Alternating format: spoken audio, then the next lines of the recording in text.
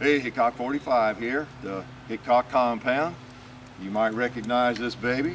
Yep, M1A, civilian semi-automatic version of the M14. I get a lot of requests to bring this thing out and feature it and shoot it. Over and over. I get emails to that effect. So I thought I'd bring it out today. It's a very, very nice rifle. And of course I say that about everything, don't you? Don't I? I just really like guns. Comes down to that, I guess. Doesn't seem to matter what gun it is, I like it. So this is a semi-automatic version of the M14, as I said, and we're going to do a little shooting with it here today. I like guns. I like guns. I like guns. I like guns. I like guns. I like guns. I know you. Aren't you Steve Lee? That's me, mate. Where are you from? I'll be from Australia. Oh, Austria, the home of the Glock and Arnold Schwarzenegger. Cool. Australia. Oh, Australia. What's that near? It's sort of near the ocean, you know, like the Indian Ocean, Pacific Ocean. Oh, okay, I got you. You're really Steve Lee. I'm really Steve Lee. The real guy, you're not an imitation? Not an imitation, this is me. You're the guy on YouTube. I'm the guy on YouTube. Well, it looks like it's really him. Welcome to Tennessee, man. Thanks, mate. It's a great place. Glad to have you. Thank you. Welcome to the United States. No, it's a good place. Anybody that likes guns, we're glad to have you. Well, that's why I'm here. How in the world did you end up in Tennessee, up here in this neck of the woods? Well, I just sort of went to Nashville on a bit of a holiday with my wife, and had so many inquiries and so much support and everything from the States about the clip. I had a few invites to come over, so I took a few of those guys up on their offer, and here I am. Yeah, man. They notified me, some of your buddies down in Australia, about your video. Yeah. Without the Australian support, the sort of gun fraternity, the guys into the gun industry in Australia, you know, without them guys from the start, you know, they posted my clip sort of pretty well all over the world, you know, and that's sort of half the reason I got the support that I have, and that people noticed it was from that. And then, of course, once it came to the States, you guys got right behind it and just gave me sort of... Oh yeah, everybody I know that's seen it loves it. I got the email, it's been at least 2-3 months ago, Yeah. Someone said, hey, have you seen this clip or this video? And most of the time I don't even have time and don't look at them, but I looked at that one, thankfully, and I loved it. I just fell in love right away, and I sent it to everybody I knew, and I guess that's what everybody's doing. Yeah, well, that's what happens. People just send it out there and it just takes off. It's been really good for me. Yeah, but that's great. So you're up on this vacation and a little business too, maybe? Yeah, a bit of business. I've sort of talking to a few record people, and well, actually, I'm going to go and I want to check out the whole NRA thing. So I'm heading to Washington a couple of days. Going to head over there and check out the museum and talk to a few people there. No, it's going to be good. Well, that's good. Well, I know you love guns, and we've got a few. Of course, you guys have a few restrictions down in Australia that we're a few restrictions is probably a bit of an understatement. Yeah. It's a bit tight down there. It's funny, you know, when the restrictions first came in, the government and the media pumped it up so hard that a lot of people just gave up. A lot of people just handed in their guns, handed in their licenses, and the whole the amount of people who were shooters, you know, it's been 15 years now since those laws came out. People don't realise it's been so long. Wow. But it was been 15 years, and for like 10 of those years, the first 10 years, guns just went under the roof. Like, people just didn't get into it. It was a bit tough thing. But in the last 5 years, particularly the last 3, you know, people are starting to realise now that even with the difficulty you've got to do to get your guns, it's sort of people are waking up, and there's a whole lot of people, new people coming in, young people coming back in and getting gun licenses, and so it's been really good. So, I mean, my approach recently has been more sort of downplaying the hassles you've got to go to get the license. And see, when people ask me about the gun laws or the restrictions, I just sort of downplay it in the sense that, because it scared everyone off, it's just too much work. So now people are just basically just saying, you know what, I just say to them, just go to the effort, don't worry too much about it, I try and be as positive as I can, and it seems to be working. So there is a bit of a turnaround. Well, there is a turnaround happening in Australia, and I think the last couple of years has been like a 30% increase, like a third increase in people getting licenses. That's great.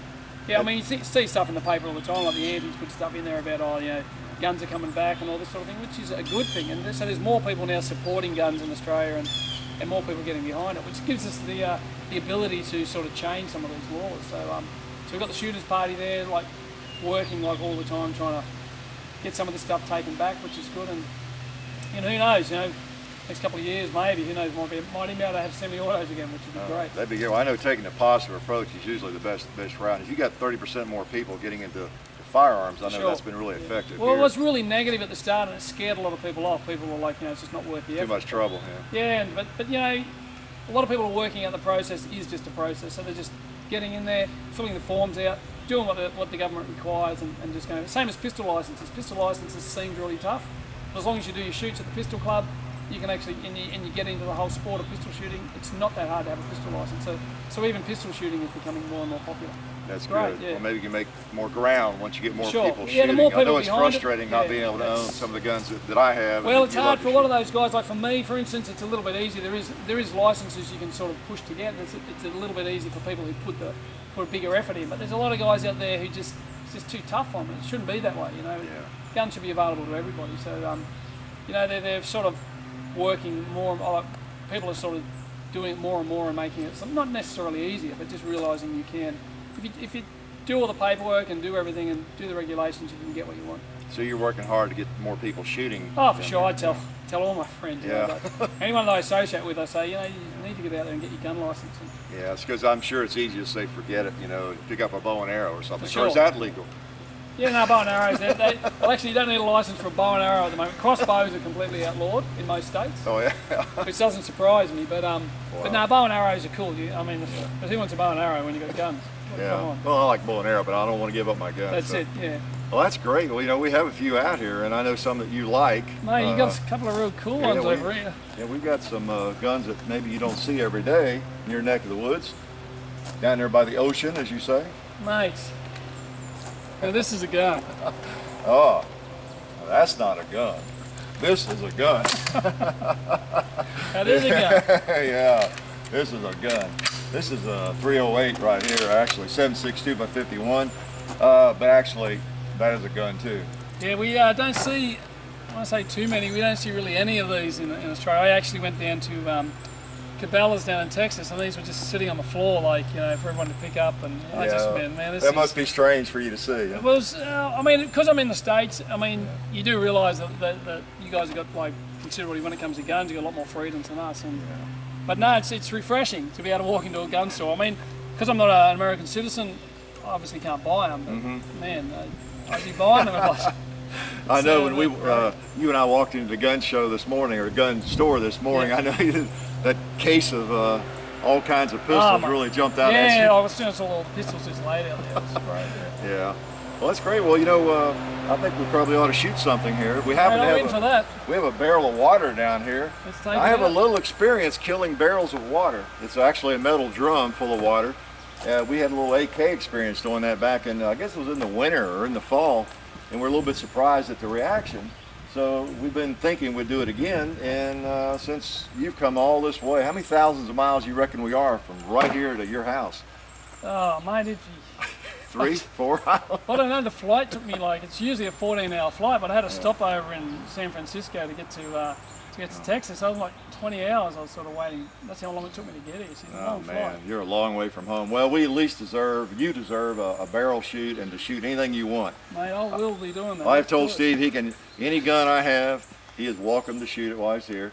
And this one seemed to be appealing to him. So if we can move around here in a safe fashion, we're not used to having 2 shooters at once, but we're going to try to get both these guns into battery, get our ears on, and we don't know how many shots it'll take to send that drum of water to the hereafter, but we're going to work on it. Okay, you got ammo? I got ammo. I've got ammo and muffs. When we get here, we'll get kind of beside each other. Let's just see what happens once we get loaded. You might have to show me a bit about this. I'm not really sort of... Yeah, there you go. I think you're hot. Magazine seated. Safety, fire, I'm ready to go. You're on fire. Okay, so am I. So let's work that barrel on 3. 1, 2, 3.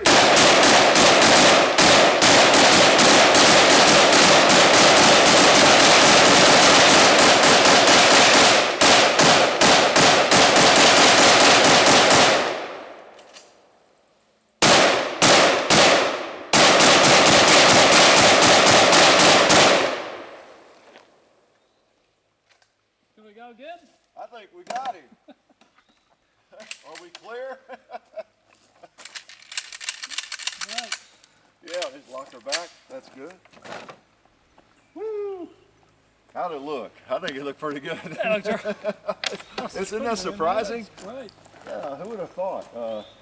We did that, I said, with an AK back sometime in the winter or before the winter, and I was just a little surprised. We were expecting just to shoot holes in it and watch the water come flying. It just run out like a little hose, a lot of little hose spigots or something, and it just boom went crazy. I thought that was going to knock it over. Once you dropped your mag there, I was thinking, oh, maybe I should wait, but I just couldn't help it. I apologise. Once I started pulling that trigger, mate, there was no turning back. You're a guest. You can shoot all you want. See? Yeah. That was neat. Great, man. That was really good. So we got us to know the burn barrel now. See, that's how we create a burn barrel. That's the way we do it. Some people probably actually that live in town or somewhere where they can burn but can't shoot actually drill holes in a burn barrel for it to ventilate. Can you imagine? What a waste of electricity and time. Yeah, no. But yeah, that was fun. That's good to get a chance to do a little shooting. We'll have to do a little more shooting here too. Yeah, man, before we let you get away. What are your plans from here on and when you go back? Anything else interesting going on? Oh yeah, I mean, I'm still working on a few more. I got to get a few more video clips up and happening off my album, which I sort of taken a bit more time than I would have expected to, because the guy who's working with me has been particularly busy. He works for a television station and everything. But now I'm going to be working on all that when I get back for sure, and who knows, probably next year I might even start working on a new album. Yeah. But yeah, I just want to say also, I really appreciate all the guys in the States. I just thank everyone for buying the album, buying me t-shirts, and sort of, because that clip wasn't particularly cheap to make, so it's sort of helped pay for it. It's quite a big trip. I took a film crew over to Cambodia, and yeah, I never knew how I was going to recoup. Originally, I did the clip to try and get on a country music station in Australia, and as soon as I sent it to them, they said, "You're kidding, aren't you, mate?" I'm like, it's only there's no violence or anything. It's just about guns. What's the problem? But they just wouldn't be in it, so so it was sort of like an afterthought putting it on YouTube, because I'm not a YouTube sort of guy, so I stuck it on YouTube because they wouldn't play it, and I'd already spent all the money, and then it sort of took off. So I appreciate all the guys getting behind it and helping me as they have. It's been good. Everybody likes it. I know that's seen it, because you have to be a shooter, and I doubt that anybody's watching this video, especially to this point, that is not a shooter, doesn't like guns. So anybody that likes guns and shoots guns, owns guns, when they see that video, they just, oh man, there's our anthem right there. It's well, cool. It is. I mean, a lot of those lines and everything in there is just how shooters naturally feel. It's how everyone feels. I was lucky enough to be able to put it into words and into song, and off she went.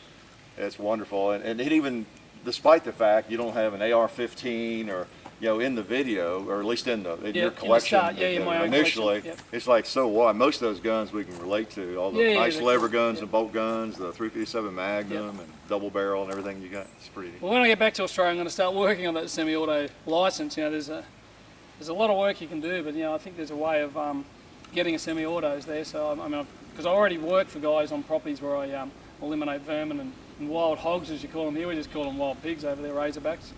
And because I work on a few farms already, I think I can apply for a D-class license, which entitles me to get semi-auto. So I'm going to be looking into that in a big way when I get back to Australia. Yeah, well, that's cool. Yeah, that's it should cool. be good. Well, anything we could do, like I said, help y'all out. I know that you guys watch our videos down there, and hopefully we can continue to spread the fever for shooting, and you're doing on a bigger scale, because your video is so slick and everything. But anybody that's shooting and doing videos, I think it all helps buying guns, representing the shooting sports in the right way, like you do. It's helpful. So, well, I'm sure glad you could make it up to the compound today. We've had a little fun. We're gonna have some more fun too. I've been watching your videos for so long, I just had to come. It's a great spot. See if I'm for real or if I'm totally insane. This shooting range that you have here, like even this in the States, you'd struggle to be able to do this in Australia. It's just.